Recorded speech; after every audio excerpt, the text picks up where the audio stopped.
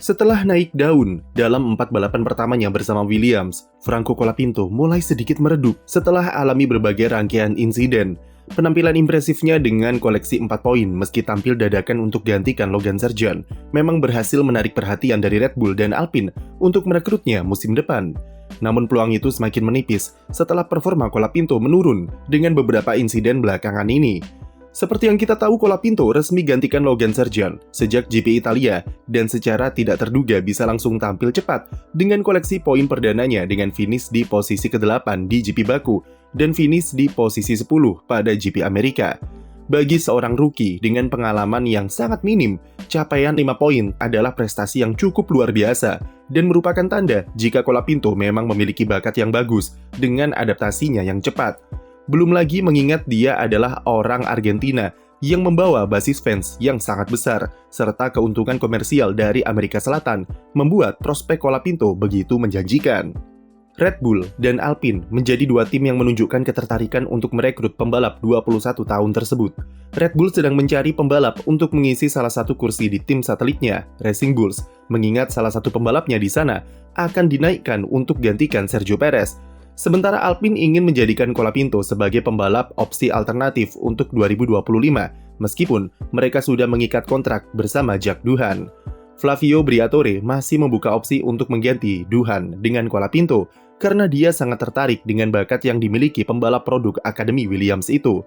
Teori konspirasinya adalah Briatore akan menjadikan debut Doohan di GP Abu Dhabi pekan ini sebagai kesempatan untuk melihat seberapa bagus dirinya, yang kemudian akan dievaluasi apakah Doohan akan dipertahankan atau Alpine akan ambil Colapinto yang sudah terbukti di Williams.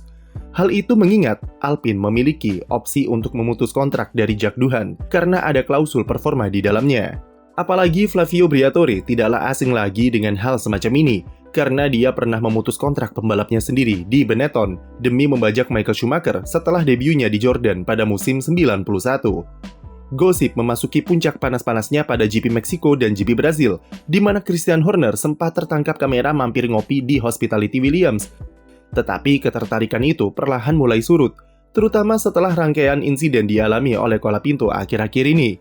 Williams juga meminta uang tebusan sebesar $20 juta untuk membayar kontraknya, yang bisa dibilang cukup mahal untuk seorang pembalap muda.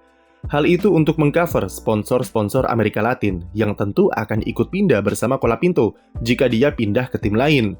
Karena faktor demikian, Red Bull lalu memutuskan untuk memprioritaskan akademinya dengan mempromosikan Isaac Hadjar ke Racing Bulls untuk gantikan Liam Lawson yang naik ke tim utama.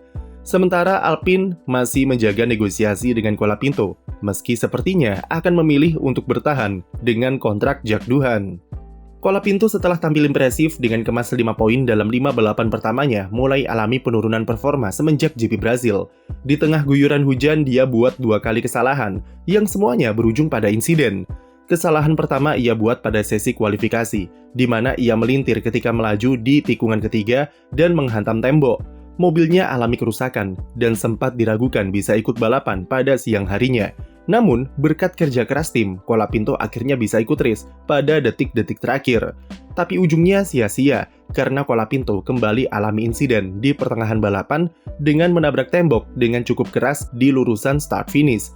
Itu sebabkan mobilnya rusak parah, dan inilah awal mula dari penurunan performa Colapinto di akhir musim. 3 pekan setelahnya di kualifikasi Las Vegas, Colapinto sebenarnya tampil oke dengan berhasil lolos ke sesi Q2. Tapi lagi-lagi dia membuat kesalahan yang berbuah insiden yang cukup parah, di mana ia menabrak tembok di tikungan 15 dan kembali sebabkan mobilnya rusak begitu parah. Akibat rangkaian insiden dari Brazil dan Las Vegas, Williams alami krisis suku cadang di mobilnya dan mau tidak mau Colapinto harus diberikan komponen spesifikasi lama di GP Qatar. Bahkan untuk sayap depan dan belakang saja, Williams cuma punya sisa 1 untuk 2 balapan terakhir musim ini. Colapinto diberikan spesifikasi suspensi depan lama di Qatar. Sampai kemudian pada sprint race, tim memutuskan untuk memberinya suspensi terbaru karena alami terlalu banyak wheel spin di tikungan.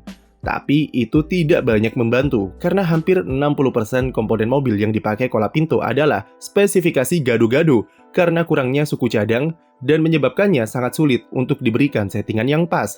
Apesnya, dia lagi-lagi alami insiden di tikungan pertama setelah terkena senggol oleh Esteban Ocon yang diakibatkan oleh kesalahan Nico Hülkenberg selepas start. Jika ditotal, Colapinto setidaknya sudah alami insiden sebanyak 5 kali semenjak debutnya, yaitu di Azerbaijan, lalu 2 kali di Brasil, kemudian di Vegas, dan terakhir apes di Qatar.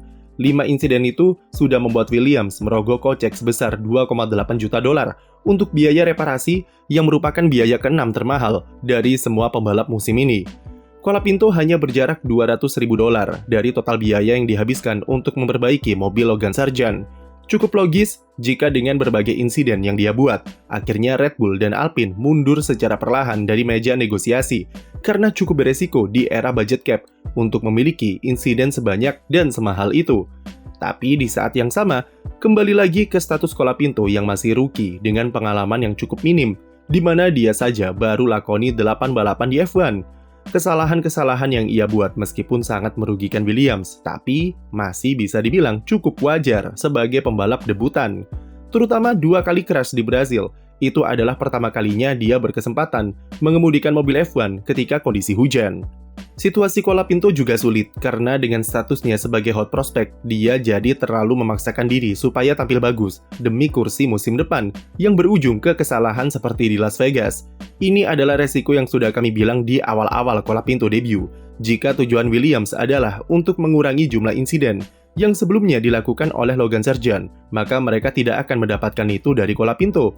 Terlalu oportunis bagi Williams jika mereka berharap seorang pembalap rookie tanpa pengalaman di F1 sebelumnya bisa lancar-lancar saja ketika turun ke sirkuit dengan persaingan yang super kompetitif. Meskipun berhasil persembahkan 5 poin, tapi posisi Williams di klasemen malah melorot dan sekarang mereka dilanda krisis karena biaya reparasi insiden yang begitu mahal. Namun Williams tak perlu menyesal dengan keputusannya memasang Colapinto, karena tentu jika tidak dicoba, maka mereka tidak akan tahu seberapa bertalenta pembalap kelahiran Buenos Aires tersebut dan posisi tim bakal jauh lebih buruk dari saat ini. Toh, malah justru Alex Albon yang jadi pemberi kontribusi terbesar dari mahalnya biaya reparasi Williams dan tidak adil untuk menyalahkan Colapinto atau bahkan Sargeant seorang diri dalam krisis tim di akhir musim. Sayangnya karena kondisi Williams yang makin memburuk membuat seolah-olah insiden Colapinto adalah aib, padahal wajar-wajar saja sebagai pembalap rookie. Dia tidak bisa terlalu terburu-buru untuk dinilai dari beberapa insidennya akhir-akhir ini, karena itu tidak menggambarkan aspek-aspek lain yang seharusnya jadi pertimbangan bagi Red Bull atau Alpine untuk merekrutnya. Semua kesalahannya di Baku, Brasil, dan Las Vegas disebabkan karena 2 hal, yaitu minimnya pengalaman serta tekad kuat Colapinto untuk push mobilnya lebih kencang. Padahal kita tahu sendiri, Williams bukanlah mobil yang cukup stabil untuk dipush secara gila-gilaan. Terbukti dari banyaknya insiden yang diakibatkan dari kehilangan grip ban belakang. Salah satu hal positif dari Colapinto adalah adaptasinya sangat cepat karena memiliki pengetahuan soal setup mobil yang cukup oke.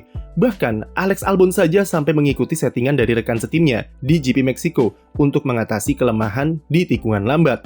Itulah yang menyebabkannya bisa langsung menyamai kecepatan Albon di Baku, Singapura, dan Amerika Serikat untuk curi perhatian dengan raihan 5 poinnya. Kepercayaan diri Colapinto juga sangatlah bagus untuk pembalap dengan pengalaman yang masih minim seperti dirinya, di mana ia tak punya rasa takut untuk berduel dengan pembalap yang lebih senior seperti Sergio Perez dan Lewis Hamilton. Caranya dalam mengambil tikungan meskipun masih kasar menunjukkan pemahaman terhadap karakter mobil yang cukup oke, dan ia berani mengambil resiko untuk bisa tampil kencang. Colapinto punya potensi itu, dan dia cuma butuh waktu untuk beradaptasi lebih baik dan mengetahui batasan-batasan mana yang tidak boleh ia langgar ketika sedang push mobilnya di sirkuit. Personalnya walaupun terkesan ceplas-ceplos di depan media, tapi dia cukup humble dan sangat disukai oleh jurnalis karena selalu memberikan jawaban yang panjang dan seringkali menghibur.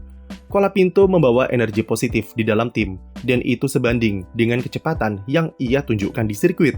Sekian video dari kami, jangan lupa beri like dan subscribe untuk konten F1 lainnya.